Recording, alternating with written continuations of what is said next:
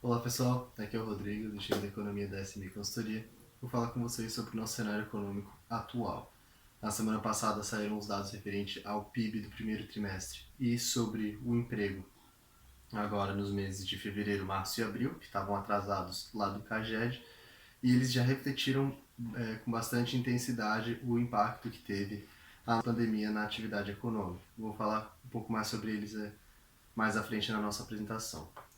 Começando um pouco sobre o nosso cenário internacional, na semana passada os Estados Unidos estabeleceram algumas restrições à entrada de estrangeiros que passaram pelo Brasil no seu território, ou seja, se alguém esteve no Brasil nos últimos 14 dias, ele não vai poder entrar em solo estadunidense.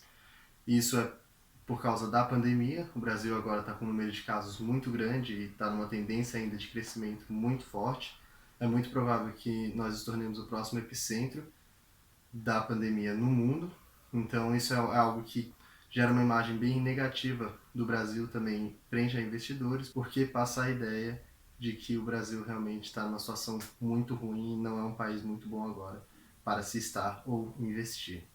Inclusive, era para essas restrições começarem a partir de sexta-feira, mas eles já resolveram antecipar para quarta-feira, o que é mais um sinal de que realmente o Brasil não está com uma imagem muito boa frente ao resto do mundo em relação principalmente ao combate a essa pandemia.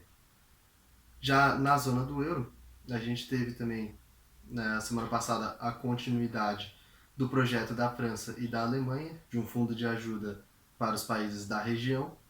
A Comissão Europeia decidiu não só endossar esse fundo, como ainda acrescentar 250 bilhões de euros ao projeto. Ou seja, o fundo que antes era de 500 bilhões de euros passaria a ser de 750 bilhões. Isso é algo que ajudaria bastante os países que foram mais afetados pela pandemia e que também não estão numa situação fiscal muito boa, mas eles ainda estão encontrando alguma resistência de certos países em relação à maneira com que esse fundo vai ser feito. Então isso é algo que ainda está sendo debatido lá na região.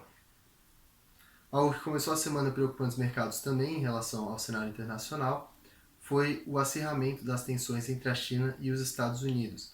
Dessa vez, o que ocorreu foi que autoridades chinesas disseram para algumas empresas estatais pararem de comprar produtos agrícolas dos Estados Unidos, enquanto o governo chinês avalia a própria escalada de tensões em relação ao coronavírus e à situação de Hong Kong.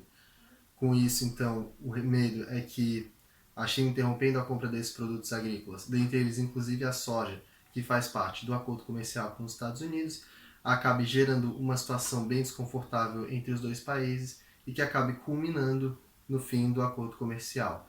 Caso esse acordo comercial realmente acabe, é possível que a gente volte àquele cenário de guerra comercial que a gente já via anteriormente, mas agora piorado porque a gente está numa situação econômica mundial muito mais frágil. Então, esse é um ponto que durante a semana é possível que acabe trazendo uma certa volatilidade ao mercado. Aqui no Brasil, na semana passada, como eu já comentei no início do vídeo, saíram os dados do PIB referentes ao primeiro trimestre de 2020. O PIB então apresentou uma queda de 1,5% no trimestre, uma queda realmente bem expressiva.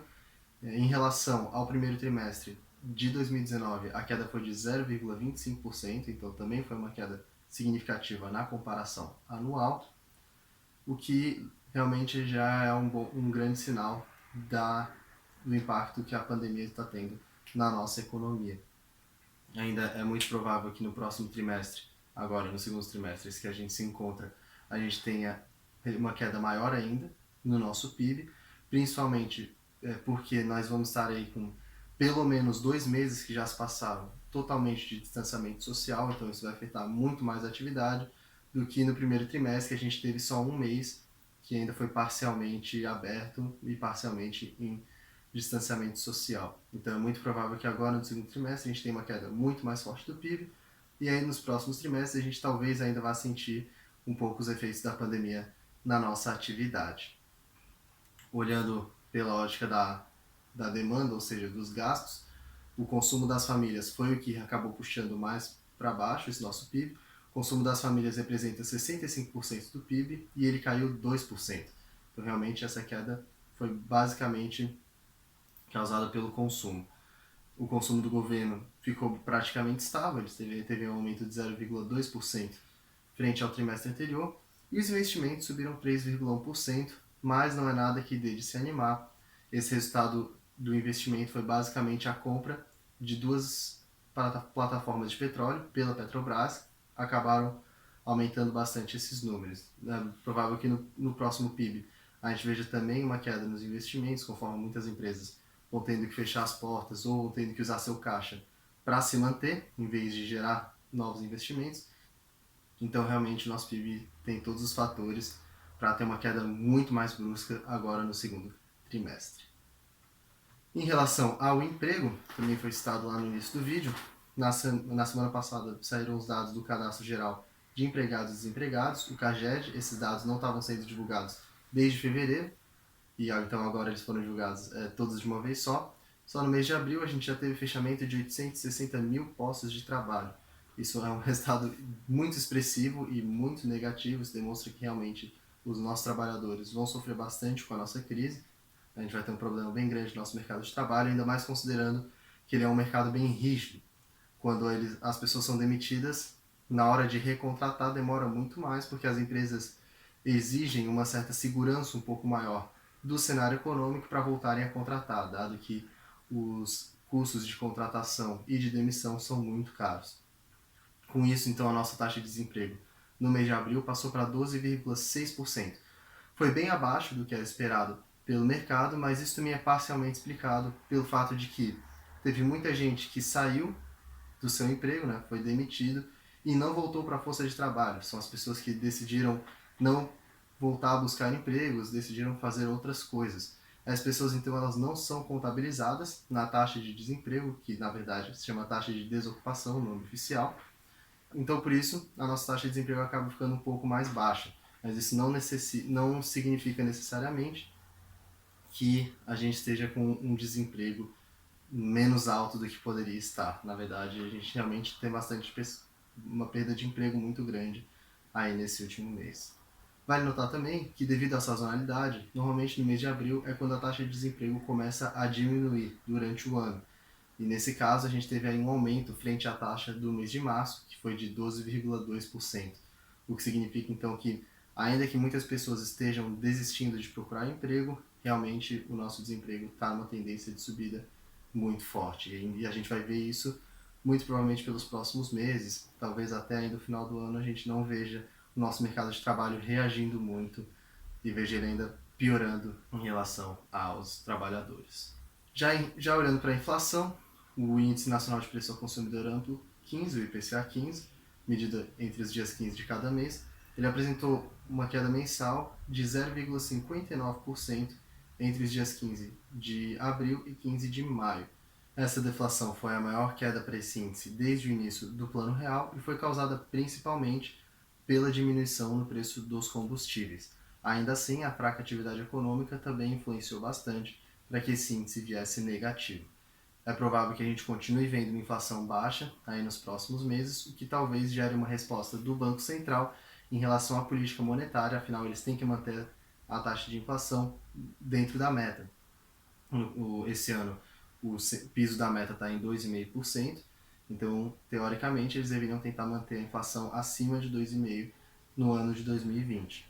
Então, como agora ela está acumulando em 12 meses 1,96%, é bastante plausível que o Banco Central vai interferir de alguma forma em relação ou à taxa de juros ou a outros instrumentos de política monetária para fazer com que essa inflação volte para dentro das bandas da meta.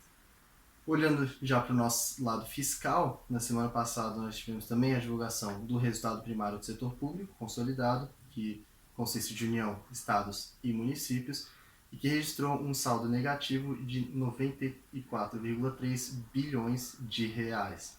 Esse é um déficit extremamente alto, considerando ainda que é apenas em um mês, já um reflexo bem forte da pandemia nas nossas contas públicas, e não é algo que vai ser pontual, foi só no mês de abril, é algo que provavelmente nesses próximos meses vai continuar perdurando, o que vai piorar muito a nossa relação dívida-PIB. A gente já vem falando aqui realmente dessa deterioração do cenário fiscal há um tempo, com todas essas medidas que vêm sendo passadas pelo governo para combate à Covid-19 e a diminuição na arrecadação.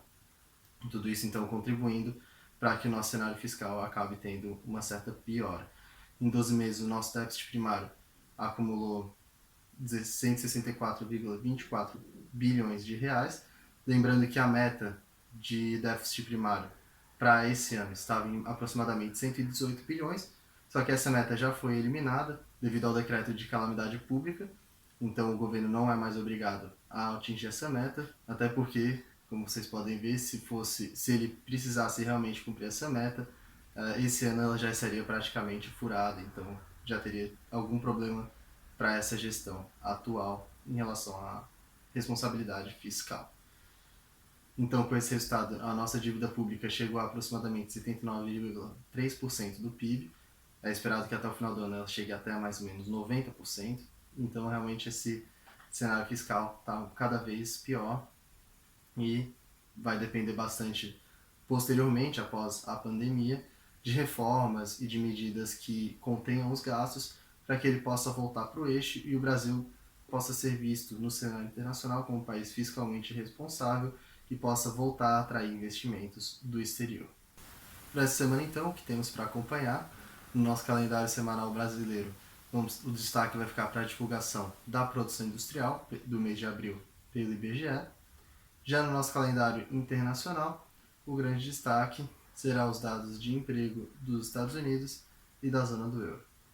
Então é isso, pessoal. Realmente a gente está com um cenário econômico bem ruim no momento. A pandemia afetou fortemente todos os nossos indicadores, tanto relacionados à atividade, à inflação, quanto ao cenário fiscal. Então realmente está sendo uma crise que está afetando de uma maneira muito brusca a nossa economia. Ainda assim, no mês de maio, a gente conseguiu fechar a renda variável com uma alta de 8,57% no índice Bovespa. Enquanto isso, o IMAB, índice atrelado à inflação, apresentou alta de 1,52%. Isso aconteceu principalmente por ajustes em relação às expectativas, conforme as incertezas vão passando e vai se sabendo realmente qual que é o cenário concreto em que a gente está inserido, os ativos tendem a voltar a melhorar um pouquinho o seu valor. A questão é preferível saber exatamente em qual situação você está dentro, mesmo que ela seja uma situação bem ruim, do que você não saber. A incerteza que acaba trazendo muita volatilidade e afetando bastante os mercados de forma negativa. Ainda assim, nós temos várias incertezas ainda no nosso cenário, então por isso é esperado que a gente continue vendo uma certa volatilidade dos nossos ativos ainda nas próximas semanas e nos próximos meses. Caso vocês tenham alguma dúvida, alguma sugestão, por favor, entrem em contato com a nossa equipe, nós estamos sempre à disposição. Eu desejo uma ótima semana a todos e até a próxima.